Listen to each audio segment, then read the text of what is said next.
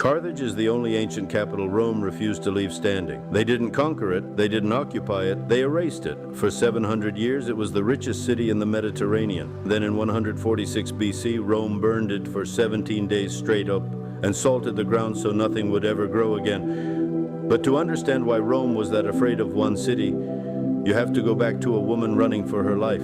Her name was Dido, a princess of Tyre in what is now Lebanon.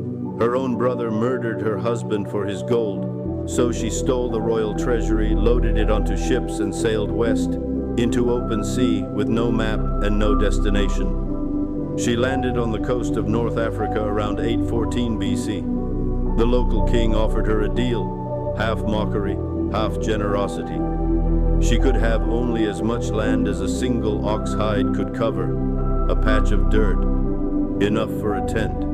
So Dido cut the hide into thread-thin strips and circled an entire hill. That hill became Carthage. Within 200 years, Carthage owned the Western Mediterranean. They invented industrial shipbuilding, assembling warships in 48 hours, the way Ford would later build cars 2,000 years early. Their dye factories crushed sea snails by the million to produce Tyrian purple, the color so expensive that 1 pound of cloth cost more than a man's house. Roman emperors would later kill to wear it, but Carthage didn't just trade, it worshipped, and the god they served demanded the highest price imaginable. By 264 BC, two empires shared one sea. There wasn't room for both. The First Punic War lasted 23 years. Rome lost more ships than any nation in history and won anyway. Carthage paid, rebuilt, and raised a son who would become Rome's nightmare. His name was Hannibal. At 29 years old, Hannibal did the impossible. He marched 40,000 soldiers and 37 war elephants across the Alps in winter.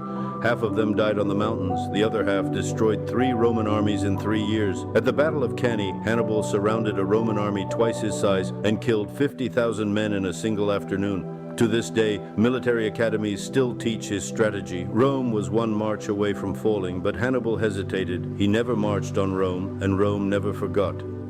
50 years later, a Roman senator named Cato ended every speech he ever gave. About taxes, about roads, about the price of wheat, with the same 4 words. Carthage must be destroyed. Eventually, Rome listened.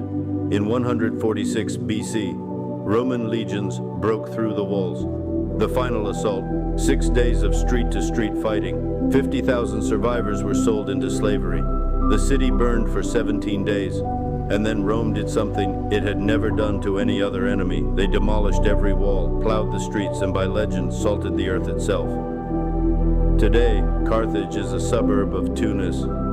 White houses on the same hill where Dido once cut her ox hide. Rome won the war, but every empire that came after it, including Rome itself, that eventually fell the same way Carthage did, burned, looted, forgotten.